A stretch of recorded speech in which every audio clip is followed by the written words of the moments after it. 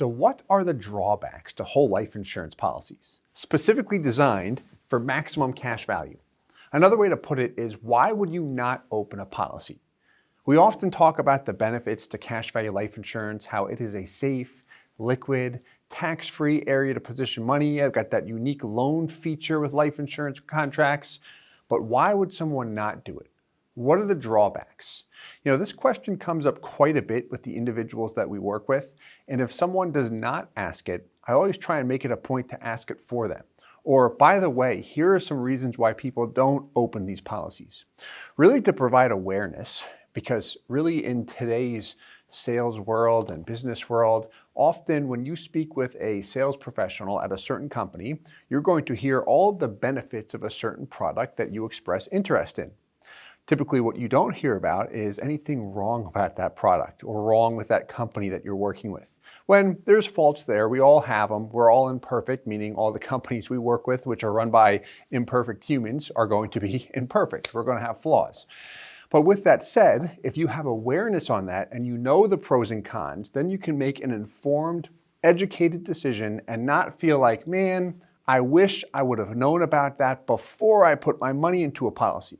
So, in this video, we are going to touch on the 3 major drawbacks to whole life insurance policies specifically designed for high cash value, meaning you are interested in a cash value life insurance policy. What is the potential drawback to you putting money into that policy? Number 1, the worst year is the first year.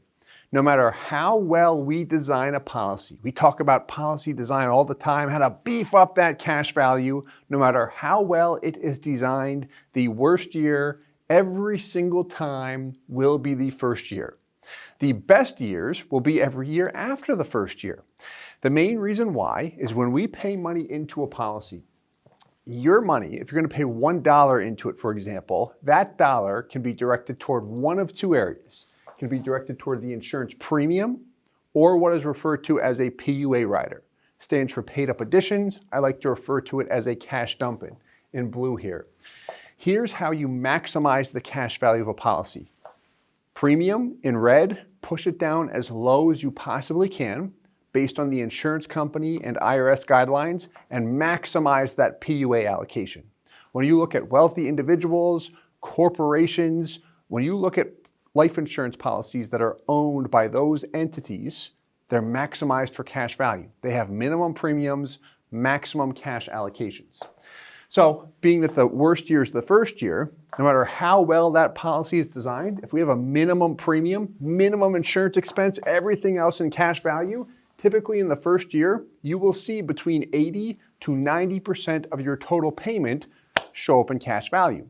For example, if you make a $10,000 payment, and things are designed properly with a minimum expense, you'll see between $8,000 and $9,000 in the first year alone. If things are designed not that well, say everything is going toward insurance premium, we're going to look at an example shortly, you could see as little as 0% of your payment in cash value in the first year. But no matter how well it's designed, say we go as low as we possibly can with the insurance premium, beef up the cash value, the worst year is still the first year. I have anywhere between a 10 and 20% hit in the first year. So when I'm speaking with someone, say they're considering $100,000 per year going into a policy, and they say, hey, what's the drawback to this? Or what are the reasons people don't open a whole life insurance policy? Well, Mr. Client, one example is really the first year. You make that $100,000 payment, you'll see your cash value is about $85,000 there. No matter how we slice that, that is a $15,000 hit on your end. And some people don't like that. It really depends on the individual, but it's providing awareness, showing it, but then also verbally expressing it as well. Don't assume that the individual looking at the numbers is going to catch every detail. It'd be nice, right? Have you ever bought a product and you think you get it all, and then you find out after the fact, how did I not see that? I wouldn't have bought this if I would have seen that, but it's like we just overlooked it, or who knows what happened. That happens to me all the time. But number 1 drawback, first year is the worst year, no matter how well it's designed. Number 2, it takes time to see a gain on your cash value. This ladders onto the first bullet point. So specifically here, the policy design is going to have a direct impact. If a policy is designed poorly, let's say everything is going toward the insurance premium, nothing toward that PUA rider, nothing toward cash value, it might not break even, or you may not see a gain on your actual payment until over 10 years. That's often what we'll refer to as a traditional life insurance policy, where it takes a long time for you to get your money back. That's where people say, this is a ripoff, I am not going to do it. Whereas a properly designed policy will often take anywhere between 3 to 6 years to generate a positive return or a gain on your cash value. Before we go into point 3, let's demonstrate this real quick. So what we've got here on the left is an example of a traditional old school whole life insurance policy with 100% of the individual's payment directed toward the insurance premium. Nothing at all is going toward that PUA rider. So as we briefly touched on, money can go where? Toward the insurance premium. Premium dollars build often zero cash value in the first year. After that, they start to come back to cash value. Whereas PUA dollars build cash value. So how do we minimize the premium and maximize that PUA allocation? So in this example, we see $100,000 going in, of which 100% of that $100,000 is directed toward the premium. This is on a 50-year-old male. And look at that. First year cash value, a little bit better than zero, about $3,600. So he pays in $100,000 and has $3,600 to show for it. He has a healthy life insurance death benefit, but still, that is a huge hit on his money. Year 2, makes a $100,000 payment. He sees his 100K comes back that year, so it grows from $3,600 to almost $106, so he gets his 100K back for year 2, but he's still behind. He's still at a loss about $100,000. As you look at these payments, pays into it for 10 years, nothing thereafter, total of $1 million in, and what is highlighted in yellow here represents his break-even point, when he finally has a gain on his cash value. So remember where we mentioned it takes 10 to 15 years to see a gain on one's cash value with a poorly designed policy? This is a major drawback to whole life insurance.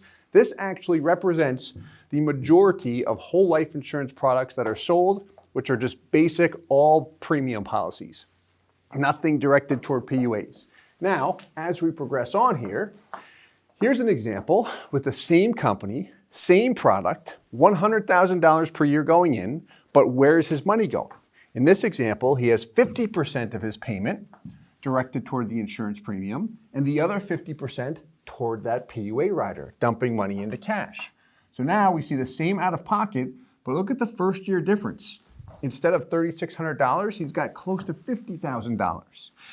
Instead of breaking even year 11, he's got a gain by year 8. So still not optimal by any means, but as we compare the two, we see a world of difference here.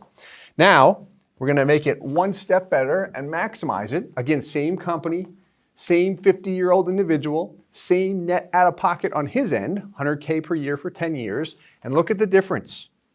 So now the first year, not $3,600, not almost $50,000, but he's over $82,000. When we look at the break-even point, by year 5, he's got a gain on his cash value. It is possible to get it earlier than that as well, depending on the company and product. By year 10, he's paid in $1 million. He's got 1.183. And as we compare these examples over the long haul as well, you'll see more cash value, not only upfront, but also long-term in these examples. So if we look at year 40, when he's pushing 90 years old, almost 5.7 compared to 5.25 compared to 4.6 million. So simply by redirecting where his money is going, we were able to improve the overall cash value, which is fantastic. That's exactly what we want to see. But at the same time, if I am anti-whole life, or if I'm explaining to someone the drawbacks here, what's the drawback? I do not see an immediate return on cash value, which if I'm purchasing a policy strictly for the cash value, I like to see the growth over time, I'd view that as a drawback, just to play both sides of it. Long term, it is beneficial, but up front, I don't see a gain. And then the last piece here, The loan interest on a life insurance policy exceeds the actual earning rate. Have you ever heard that you're earning 6% on a life insurance policy, or you have a 6% dividend and you can borrow against the policy at 5%? Then you've got a positive 1% spread? It doesn't really work like that. I wish that it did, but anytime we look at a life insurance policy, the dividend rate is great. Dividend rate is great, but that is a gross rate that is credited after the company's insurance expenses. What I want to see to actually crunch the net growth rate on a policy is what is referred to as the net internal rate of return. This is what your money is actually growing by. Now, these numbers here represent actual historic performance, not the projections you just saw. A big problem in the life insurance industry is often individuals purchase policies based on projections, based on illustrations, and those illustrations do not come true, unfortunately. When you look at actual data, policies that have lived the test of time, when they're properly designed with minimum premiums, and when they're positioned with the 4 major mutual companies, a Mass Mutual, Guardian, New York Life, or Northwestern Mutual, we've seen them actually deliver strong cash values, typically between the 4 to 6% range as far as a net internal rate of return. With that said, we are in a very low interest rate environment right now. What we've seen is policies designed with low premiums, high PUA allocations, are typically delivering between a 3 to 5% net internal rate of return. If they're not designed properly, with a high insurance expense, we typically see the net internal rate of return produce between 1 to 2%. Very low, not attractive at all. So let's take the high end, 3 to 5%, call it 4%, what I'm actually earning on my life insurance policy, which is a very nice rate to peg it at as far as, hey, here's how I can set expectations properly. I'm earning 4%. If I'm earning 4% and my loan rate is at 5%, you'll often see them range between 4 and 5%. Do I have a positive spread there? No. In fact, if you're earning a net internal rate of return of 4%, the insurance company you're positioned with might have a dividend rate of 6%. Throw the dividend out the window. What we want to isolate is, what am I actually earning, the internal rate of return on your policy. We want to crunch the actual growth rate. That allows you to back out of all of the insurance expenses and all that good stuff.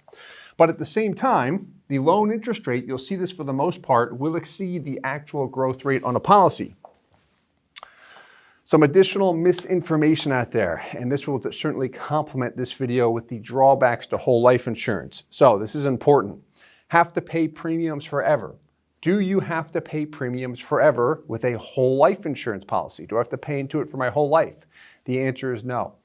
In the example we had up earlier, we paid into it for what? 10 years, not a penny thereafter.